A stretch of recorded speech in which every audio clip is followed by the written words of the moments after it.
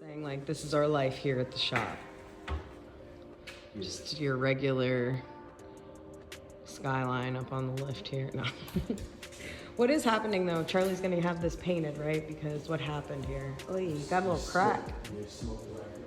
Oh, dang, raccoon. Okay. So our buddy's gonna paint that for us. What else is going on with Charlie's car here? With this beauty? Anything going on? As far as like mechanically, wasn't there something going on? Like trigger? Yeah, we need to put a trigger kit on the car. Yeah. Why? What's going on? We're getting trigger sync errors. That cam sensor is failing, and rather than fitting it with another stock one, we're just gonna put a trigger kit on it.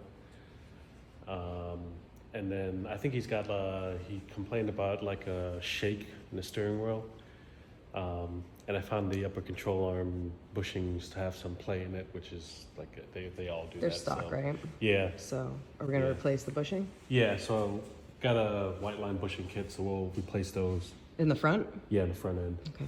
And then probably do an alignment and rotate and balance on the tires while it's here. And then just general overall service, oil change and stuff. Get it ready for the winter. Yeah, and then we'll probably end up putting it back on the dyno after fitting the trigger kit just to verify everything is good. He's still gonna stay with that clutch though, right? Yeah. I know, that's the next thing, one day. Yeah, this clutch is just horrible to drive. Yeah, it sounds it. I don't know what clutch was put in there, but whatever clutch was put in there was overkill. Everything about this car is just done overkill for the amount of power that he wants. Well, you ended up getting pretty good power out of this. This is it's the top mount, right? Okay, it's put it down for a second. Yeah.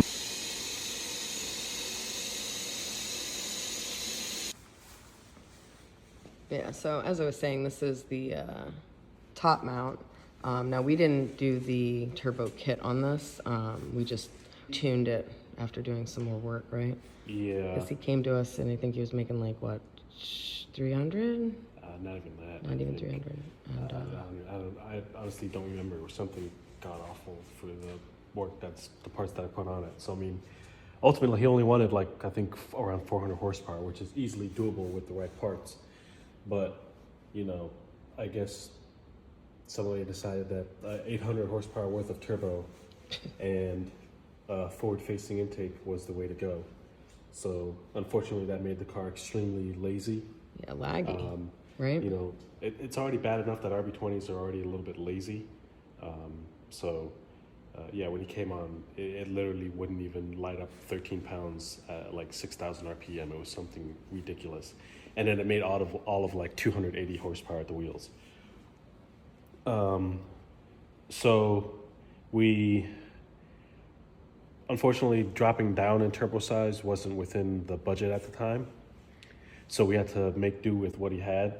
So we put the smallest back housing we could get for that turbo, which I think was like a .63 AR. And then we fitted the car with some adjustable cam gears. That way I could play with the cam timing to get the turbo to light up as fast as possible. And then just some good tuning. And we were able to get the turbo to light up 20 pounds at like 1,000 RPM sooner than the last setup lit up 13 pounds. So yeah, I think about 100 more horsepower too. It made around 400. I think it made like 410. I think low fours, 420, something like there. Not bad for RB20. You know, so it made the power that he wanted, and was a lot more responsive than before. It's actually something that's fun to drive now, rather than just being a lazy dog. Yeah, sometimes even though it may seem like spending more money on things is better, bigger is not always better. Bigger is not always better, especially with turbo size. Yeah, I mean, depending on what engine. Like I get it. The factory intake is ugly. It swings over the valve covers. Then you got the pipe and everything. But it's like you're not, unless you're shooting for big power, you're not gaining anything by putting these manifolds on an RB20. If you're not going to do 600, 700, 800 horsepower, then it's like you're pretty much taking a loss of response. So I mean, we've done well over 400 horsepower with stock intake, yeah, and have proven that back to back what the stock intake can do. And again, it may not be the most aesthetically pleasing to the eyes, but that's what performs the best. Yes. You fit these forward-facing intake manifolds, short runners, 90 millimeter throttle body, and it's like right off the bat you lose almost 500 RPM of turbo spool and response. Yeah. Who the heck wants that? But the alternative is a higher peak power number, but for the How long does it take you to get there? yeah. I mean, these manifolds do not really start to shine unless you're shooting for more power than what the factory intake is capable of producing or doing. And like I said, we've done well over 400 with stock intake. But it's ugly, so it's like you can just pick and choose. I think the best middle ground solution would be that Plasma Man top half on the factory runners. That way, the throttle body doesn't swing over the valve covers. It looks a lot better. And then, you still have somewhat of a, longer runner to, get you a little bit better response compared to these things. Because, yeah, like it looks nice. Unless you're shooting for big power, it's like these intakes are just totally unnecessary. Yeah. So the plan going forward is to do the trigger kit. Is that PRP or are you going to do PRP trigger kit. We're going to do their, just to save a little bit of money, we're going to do their street version of the trigger kit, which doesn't fully divorce the cam and crank signal, but it at least gets us a clean signal that the ECU can process and work very well.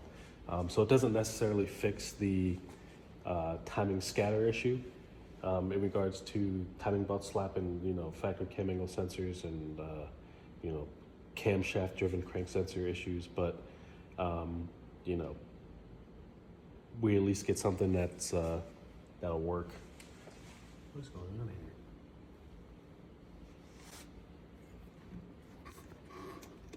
This hose is lying right up against the exhaust manifold. I'm gonna have to fix that because that's gonna melt. What is that, power steering? Yeah. Did it move the hose or? I mean, it's wrapped and covered, but it's not ideal to have something laying right up against the exhaust manifold. All right, well, add to the list of things to fix. Again, not our install and not our overall design on this kit and stuff. So, but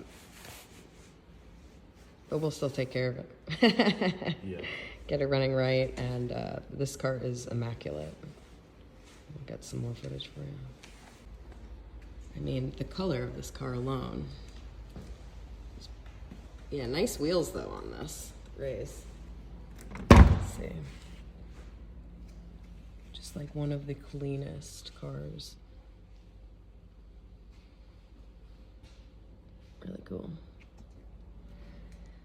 So we're gonna try this out and see how you guys like it. Just a little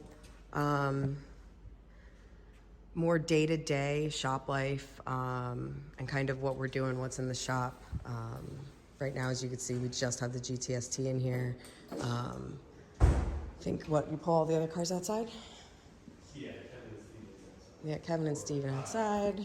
We got our other shop down the way, so you can see we got some more goodies here. But we try to work in a clean environment, so we try to limit it to whatever car we're working on, stay focused on that. So we don't, we've got a lot of projects going on, about 7 engine builds right now, and we just got a lot of stuff, so we try to keep it a little organized, one thing at a time. Because we have 2 shops at the moment instead of one giant combined shop, we primarily work out of here and store things in our other shop, which is actually twice the size. But that'll be another day, and we'll go ahead and we'll show you that one day. Again, we're just gonna try to do this. Let us know what you think in the comments. I'm not good at this YouTube vlogging stuff, so just bear with me. I don't even know how to turn the camera around here to say goodbye. This is embarrassing. It's There's probably no full. thing, right? No. Okay, bye-bye.